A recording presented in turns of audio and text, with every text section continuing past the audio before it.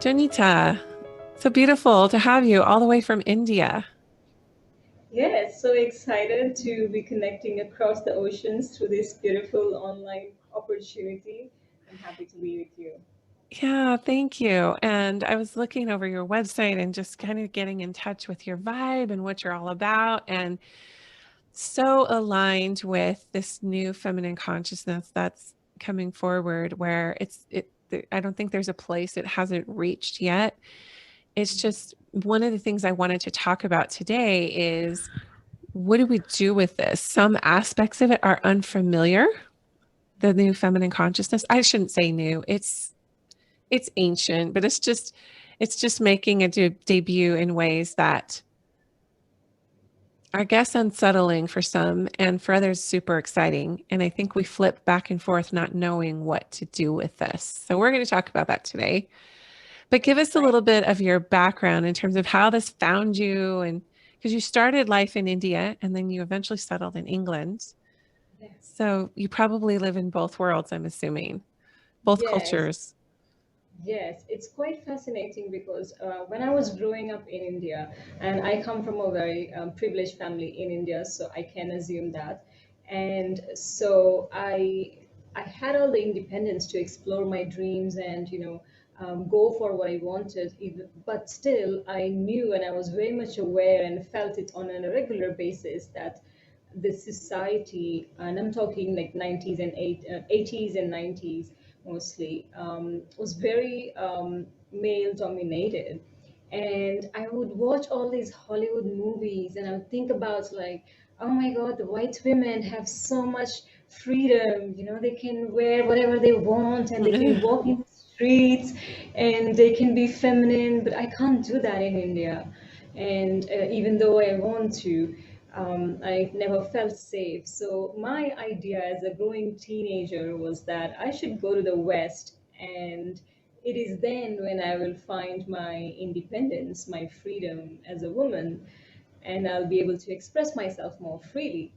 Um, and I grew up here in India and I started working in an IT company. So I was earning well. I was in a good society of people and good community where creativity was part of it. But I never felt safe to be Mhm.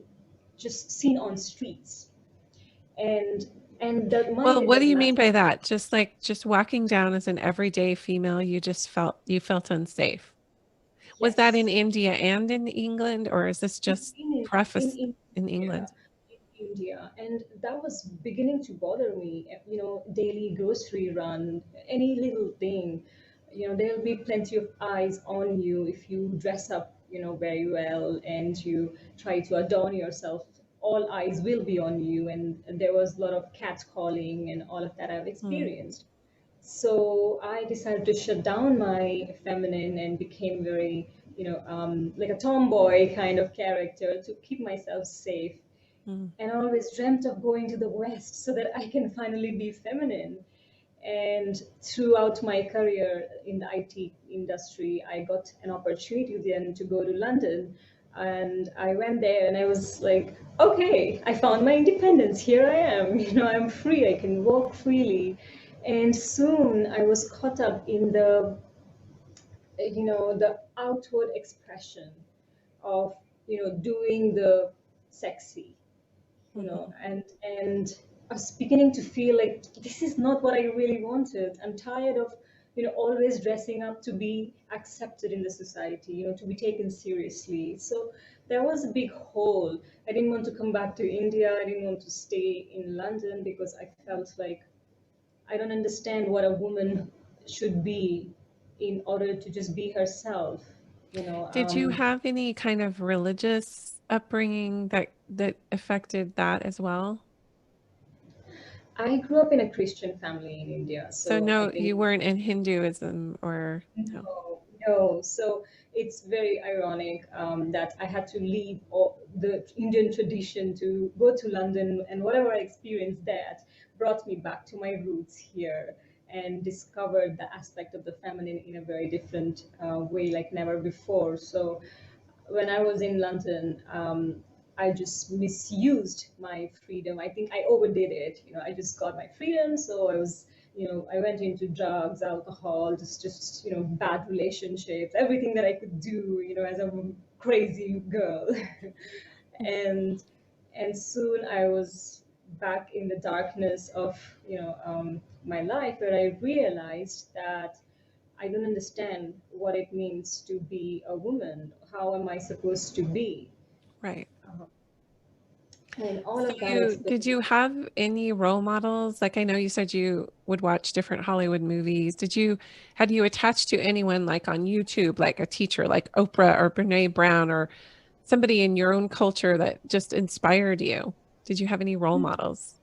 Not really. It was just the Hollywood movies and MTV, pretty much. So that was my idea of the Western world, being Mm, in India. So I didn't have much idea, and that was it. That was my exposure to the Western world, and it didn't help me as much as I thought I would by being in London. But then I realized that women in the East are longing for that expression of freedom of expression, and there is subtle layer of suppression there. Women in the West have that freedom of expression, but then there is an emptiness inside. sure. So Yeah, I was going to say, I mean, I think that there is a perception of this privilege or what have you, where, you know, um, there's freedom there with mm, privilege, mm. or there's more, but there's these self-contained prisons, right, that people create. And And sometimes, so much concern is given just to look good. Like everything is yeah, about looking good, that we just forget who we truly are, or we don't even exactly. bother to find that out. But you ultimately decided to stay in England and you kind of found your happy place with that, and then there was an empowerment for you. There was an awakening for you, and because I just look at the things you're teaching now. You call yourself a feminine lifestylist. I'm assuming like connection to the divine feminine in that, right? Like, Yes, yeah, yes. What happened at this one point in my life in London was, everything fell apart. Like my health went really bad. I had eczema all over my skin. So I was no longer feeling beautiful. My father in India passed away. I was into an abusive relationship, and nothing just fit into place. And it was that moment where I was scrolling through Facebook, literally, and I found an ad for an online for a circle, which was an essence workshop. And I decided to give it a go because it said something about women find your essence, and I was so desperate. I wanted to know what am I supposed to do with myself, because none of the steroids was healing my eczema. I was on heavy dosage and it was very painful, and I wasn't feeling good about myself. I was depressed because of my father's loss, and yeah, all of that. And so I decided to go to this essence workshop. It was only £10 at that time for a 2 hour class. So I thought, all right, I'll just go sit by the door. I'll see if it suits me. If not, I'll leave and I'll figure out. And interestingly, I sat there for the entire 2 hours and I cried my eyes out because mm, that lady there, and she was from Glastonbury in the UK, which is a very sacred land there. And she spoke something that touched me very deeply. She said something like, the most powerful gift you can give to someone is to show them their essence. that's yeah. I would agree with that. Yeah, That made me cry because I didn't know what my essence yeah. was. And yeah, so that was the beginning. I cried for 2 hours, and the women, and I was apologizing for crying out like a baby, and I couldn't control. And the women around me were so graciously holding my hand, and they were like, "It's okay, it's okay, it's fine. Just be." And I realized for the first time what a power of circle is for women. Sure. It's And everything, actually. It's yeah, everything. If a woman can't find her tribe and yeah, regularly connect to them, and I'm not talking about the tribe she was born into, your soul tribe finds like they're different than the one you're born into. Like you can be in that tribe of your culture and all of the things that were handed to you that you inherited at birth. But eventually, your soul is literally calling out like a beacon in frequency, find me, find tribe, please find me. And they do find you. So the fact that that workshop found you and has led yeah, you into that this space, beautiful, yeah, this beautiful space. and that was the beginning of my journey of, okay, I've got to find out what my essence is. And the lady said, your primary essence as a woman is your feminine essence. So that began my journey of exploring my femininity. And yeah, and there came my company was born out of that as well, which is called Exploring Femininity right now. I started going to Glastonbury every weekend to I learn love from. Glastonbury. I've Yeah. only been there one time. I went there. It was called let me think. Avalon Priestess Pilgrimage was the name of it. And that's how I met two amazing facilitators and teachers of the feminine there. And one lives in Egypt, one lives in England. And we've continued to stay in touch. And I've actually had both of them on this podcast. There's Oh, wow. something magical about that place, but Absolutely. extremely deeply spiritual. I would say it's one of the most sacred places on the planet. Would you agree? I would. It's the heart chakra, as they say, of Mother Earth. Mm, And now I have the privilege of running dark feminine retreats in Avalon, in Glastonbury, and they are so powerful. I think the land does half of the magic, when you enter that yeah. space of intention.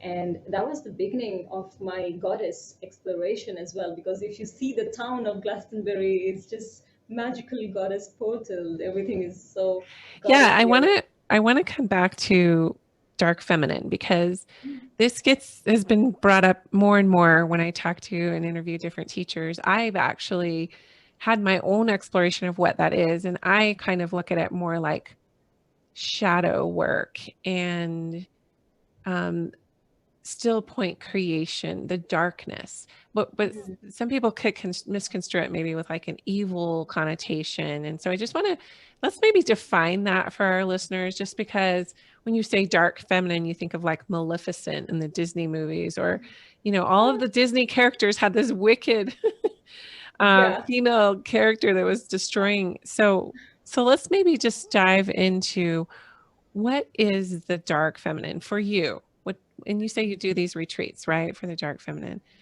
Um, yeah, let's explore that. Yeah, sure.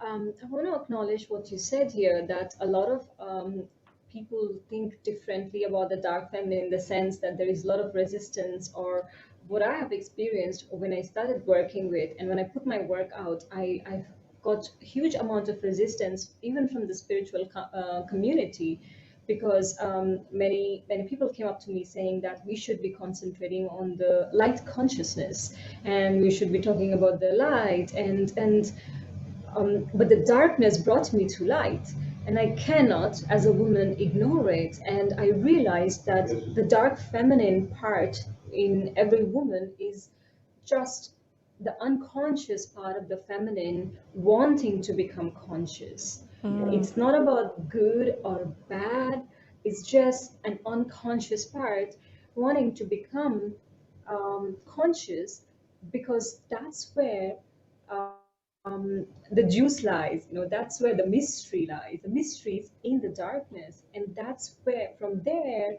we can create.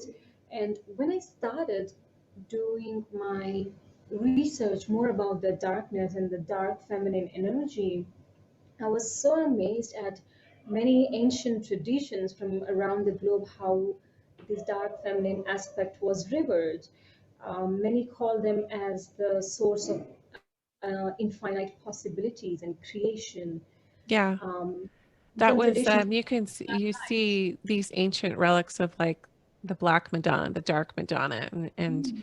and it isn't necessarily about skin color as much as it is about what you're saying, that there was this reverence for this Yeah, depth, yeah, because darkness is depth. You know, when you yeah. look at outer space, it's dark, Mm. right? So there's that aspect of spaciousness and also wisdom, deep Potentiality. depth. Yeah. Yeah, Yeah, let's talk about that. I Explore that a little see bit. darkness as the space of in between. And in my journey, I had experienced this dark feminine energy that fully during one of the times during Easter. I think it was 4 years ago when I was yet another in a journey of dark night of the soul. So you think you may get it only once, but no, it comes back. And there was a moment I was really down and down, and it was during the Easter time, and that's when I felt the initiation with Mary Magdalene. And a revelation just happened within me that people talk about death during Good Friday. People talk about return of light on Sunday, and so what happens in between? What happens between death and the return of light? Hmm. There is this darkness, there's this space. What happens on this Saturday? For Right. example. What Yeah, happens in the entombment in between yeah, the death and the 3-day resurrection of Christ, which is totally a Magdalene. In, it, that's where her depth comes in. That's where yeah. her archetype and her actual historical power comes in. When everybody else was like going away, including all the apostles, and she was in it.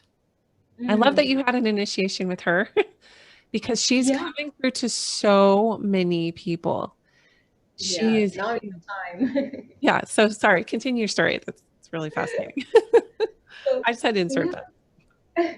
so I was really fascinated. I was feeling so down, and I've been already working with all of these divine feminine energies, and I know a lot of embodiment practices and things, that tools that I can apply on myself.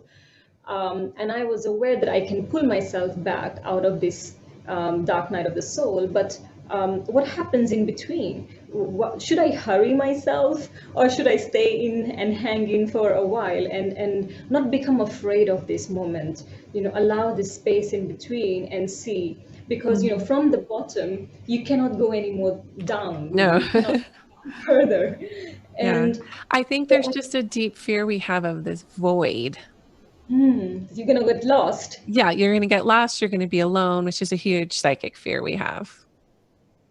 Yeah, and I allowed myself to feel that fear. Often I have noticed, even in personal development or spiritual development, the moment we have a fear or resistance, we go into a processing.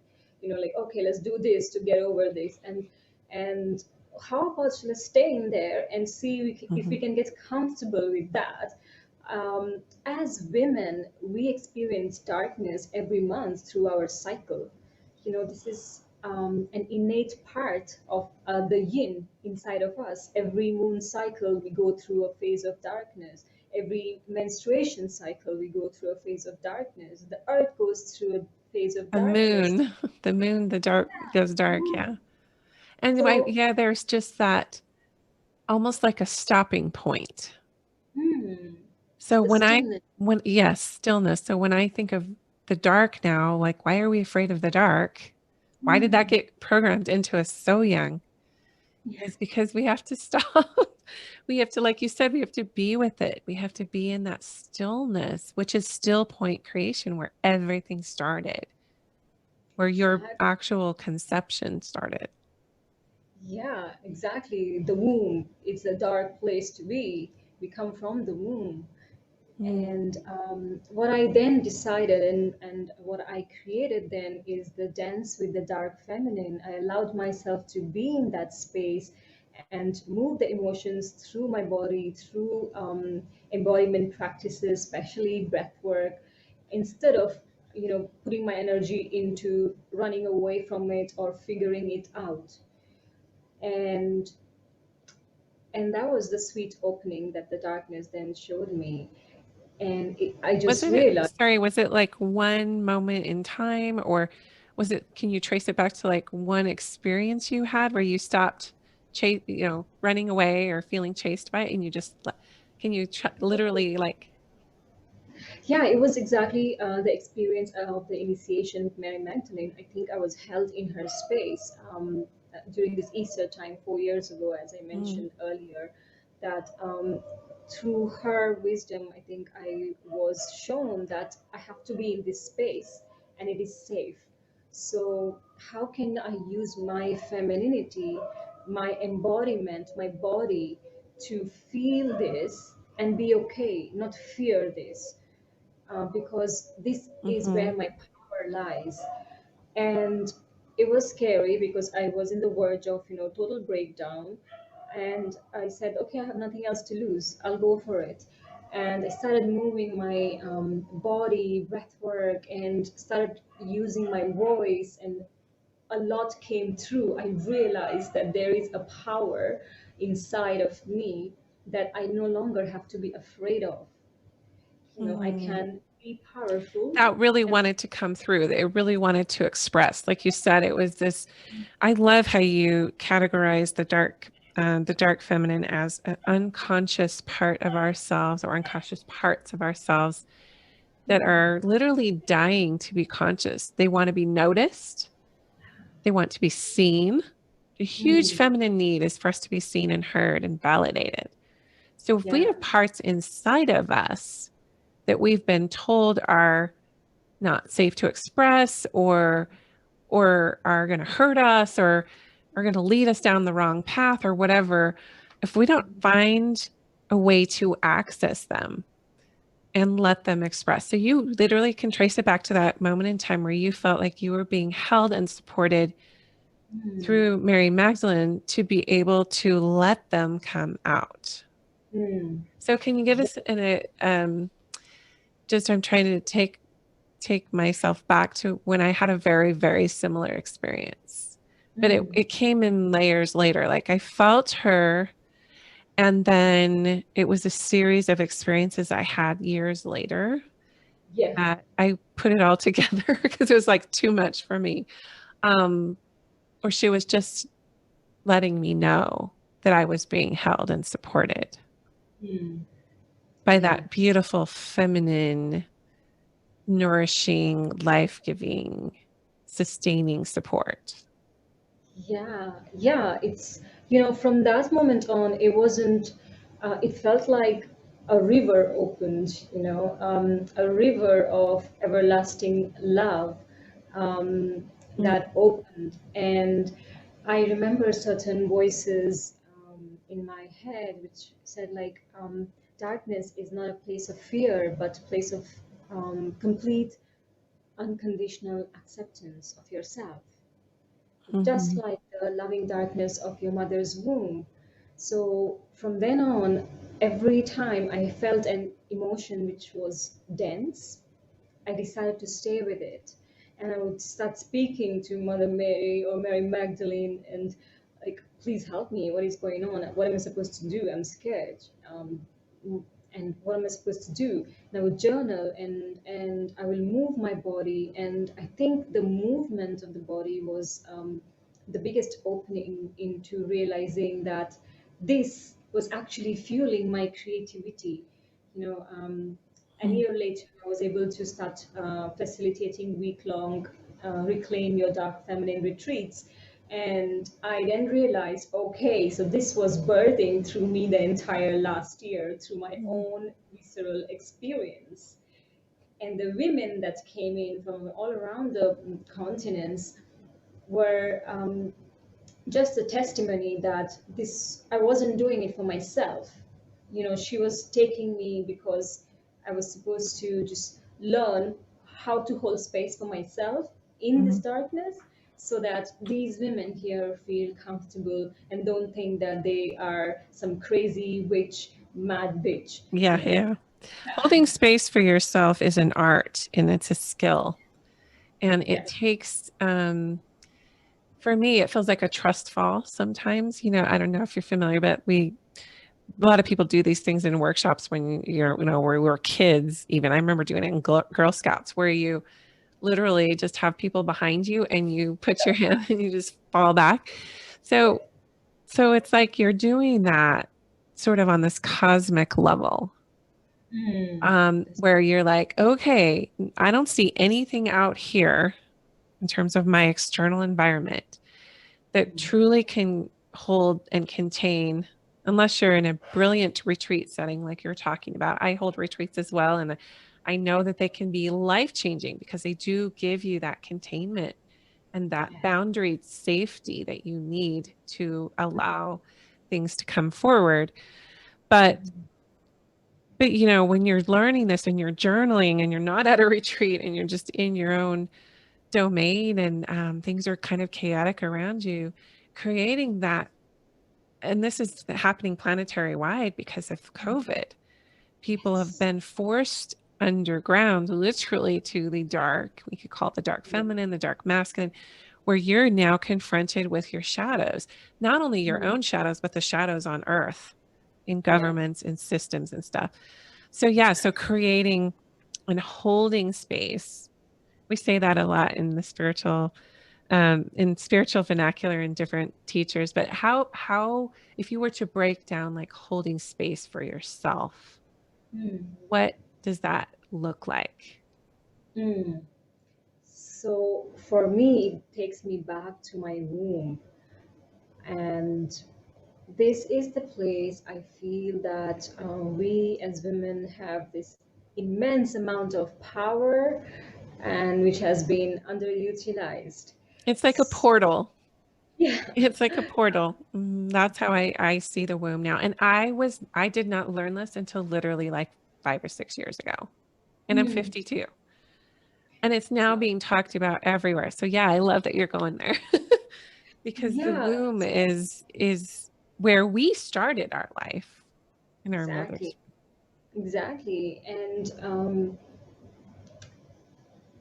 there are there are so many scientific researchers now. The science is catching up. I'm really glad that our guts have these millions of nerves that reacts first to the environment. When we enter a room, it's the nerves of our guts that send signals to our brain, and then the brain reacts to the situation. So hence the term gut feeling. Mhm. And on an energetic level, this powerhouse in and around the womb space resides in all of us. And what has happened is, for most of us modern day women, this place has become cold and damp. That's what they say in Ayurvedic traditions. Hmm. And that is usually because of our suppression of our emotions throughout our life, and also the lineage that we come from. So the womb is pretty much the storehouse of energy, emotions, and memories. We unconsciously store our emotions from our traumatic experiences, anything like fear, stress, abandonment, failure, anger, rejection. All of this is stored in the womb. So for me, holding space is to coming back to this place, which is this 3 inches below our navel, and providing comfort, attention, intention to Yeah. this part of my body. And the more I connect with this part of my body, the more she is showing me how I can stand up for myself, how I can make my presence mark in this world without being overgiving. But the way of the womb is again very mysterious. It doesn't Yeah. speak the language of the word. When I started working with the womb and bringing my hands, breathing and listening, and my teacher at that time told me, listen to what your womb wants, ask her every day, what does she need? And she would say things like crayons or some Mhm. orange juice, and I'd be like, what do you want me to do? It doesn't make sense. Also, and a and lot of I like that deep inner child needing the unconscious unmet needs of your inner child. Yeah. And my teacher said, just give yourself 21 days, note down what she needs, and try to give to her as much as you can. And what I was doing in doing so, it was that I was building trust that I'm listening to you, Mm, and through that process, I was fine tuning the voice of the wisdom that she had for me. mhm, And a big part of these dark feminine retreats that I've been holding space for, what I've noticed is that us women carry a lot of anger in our womb. When we mm, work with that dark feminine, a lot of anger comes out. Um, it is mm. from our experiences, our lifetime, our past lives, our ancestors, what we have inherited from our mothers, grandmothers. So that's another box of Pandora to work Yeah. with. Yeah. I love what you're saying because I've studied a lot about the gut brain balance and multiple braining and how, we 90% of our body's neurotransmitters are produced in the gut and all of those things. You don't necessarily link those in with the womb because you look at your womb as a different system altogether. And for men, they do have I guess, an energetic womb, right? Exactly. Yeah, it's called the Hara. Yes, whatever. That sounds great. um, but for, the average person to just be like, okay, because you're right. When a baby is born, everything's being processed in their gut. They're literally trying to digest life.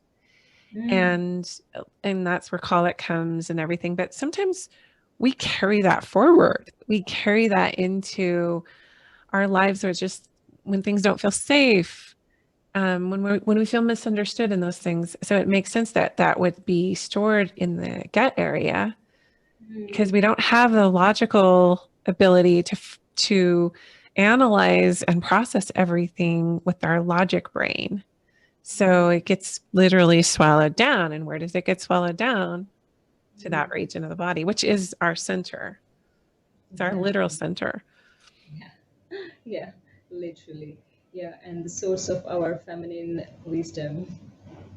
Hmm. So, hey, so when we're talking about, so when people start to hear phrases like womb awakening, Mm, uh, womb wisdom, the mm. way of the womb, those are all sort of these all encompass, like whittled down to this all encompassing idea of accessing your depths and your knowing, not Mm, what people are telling you, not what your expectations are. So for me, it's like this deep invitation to come back into who you actually are and what you actually want. That's the exactly. second chakra, right? We're talking And the funny creativity. thing, sorry, um, the funny thing I've noticed is that most of the time women know that, hear that, they just don't respond to that voice. Mm, And that's the thing we have to come to terms with, because she is always talking to us, but we continue to analyze and just go on by our days thinking, okay, I can figure out some other way. And I've done that most of my life until I knew yeah, this. same. Yeah. Well, because, and that's where the anger comes from. Because we will make, like, we could just be in a setting where we can see some injustice happening and we feel like we need to act or do something or say something. And we get Mm, this feeling or this voice say, and we don't because we're afraid. We do that mm, enough times because we so don't feel many. that safety that you were talking about. You don't feel safe walking on the streets, or you're going to get catcalled or whatever. That scenario plays out in religious spaces. That scenario plays out in schools, in our communities, in our neighborhoods. So that when that happens enough time and enough times, then yeah, like we don't even know we're angry. We're like, that's a cauldron that's just, that womb is a cauldron that's just boiling.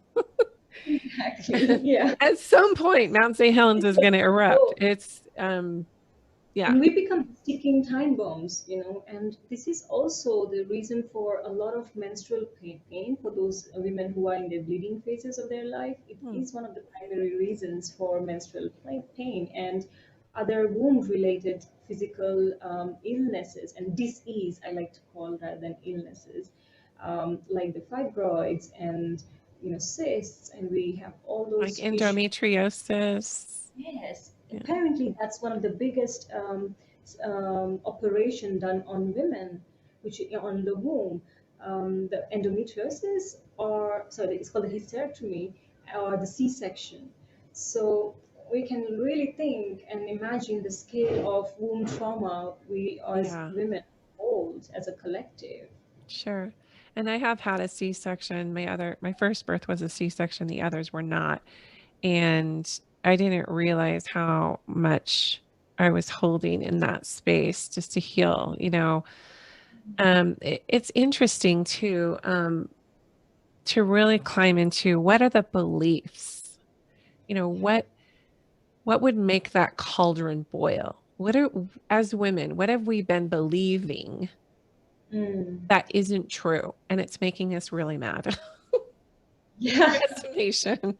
What are those things that are just making us boil over?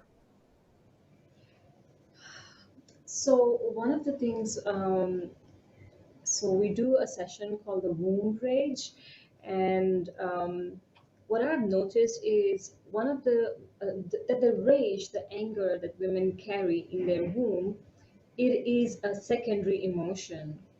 The primary emotions to that rage or anger is either fear or sadness. Hmm. So I think it is upon ourselves to become really truly honest about, or and ask ourselves, like, what is the sadness inside of us that we are suppressing, and that can be really subtle, being denied something as a child that Hmm. you've been carrying and it's been playing up again and again, or it could be some kind of fear through some lived experience, and from there we can break down into more experiences to work with. But what I have noticed is that the primary emotions for our anger is some kind of fear, some kind of sadness. Mm. And It's like your little girl wanted those crayons and that orange juice because for whatever reason you were denied orange juice and crayon at some point. yeah, and oftentimes if you look into fear, the fear comes from some kind of anxiety or some kind of worry of the past or the future. And the sadness comes from some kind of loss or disappointment or some kind of discouragement from the past. Mhm. So it's a very interesting experience to break down your anger into small layers Right. to get to the roots of. And once you recognize that, it then you can then use that opportunity to make it your creative gift. Mm. I think that's why we as women are given this anger and rage. Not to go out like a ticking bomb, but to use it to serve us. Yes. Because I believe that our anger has a story to tell about ourselves. Yeah, those are the gifts are forged in the cauldrons, if you will. The gifts that we're to receive here, even those things we were denied as children, and they all serve a purpose to bring Yeah. us back to at some point in our development, we wake up to these unmet needs, these Hmm. unconscious parts of ourselves, and we meet them. Yeah. We either keep denying them or we then meet them. But I have to Yes. tell you here, sometimes that's really hard for women to do because Mm. they think it's not spiritual, it's selfish, it's trivial. It might go against some of their programming they received growing up, some of the teachings they received. And so there's a struggle or a wrestle with, okay, well, now I know what this unmet need is for my inner child and my inner teenager, whatever, my inner feminine. How do I reconcile this need? It doesn't feel safe to give this to myself now. How would you? I guess maybe that goes back to holding space for yourself, right? I don't I know. was gonna.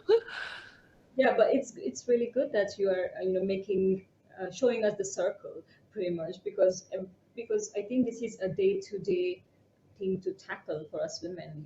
I've been working with this, and you've been working with this energy, and we still encounter these kind of emotions where we feel the trigger or the fear or the uncertainty. So I don't think this, which is why I like to work with the dark feminine energy. It's not about getting rid of all these emotions. It's about understanding these emotions and always circle back to hold space. Remember to hold space for yourself, and allow yourself to be in that space. You don't have to work it out all the time, and that's the Sure. beauty. And oftentimes that stillness provides the opening. I think we are so used to figuring out things as women. We are Yeah. so good at. It's like, what tools do I have? Oh, and there's that's great. It's great to use the tools that are out here because they can help you create more safety.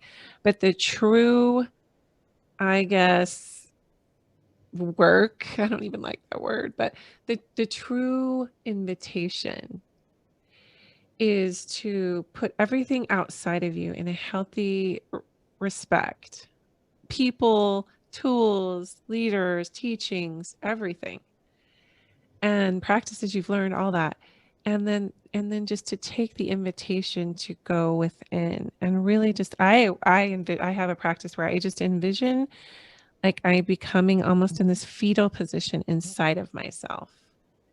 And I'm like, okay, now I feel this literally like the umbilical cord to mother's womb cosmically, which it used to not feel safe, but now totally does. Like the connection to the earth and the pulse of the earth and the how I'm being nourished on the other side of the veil. I have my own construct of what that is.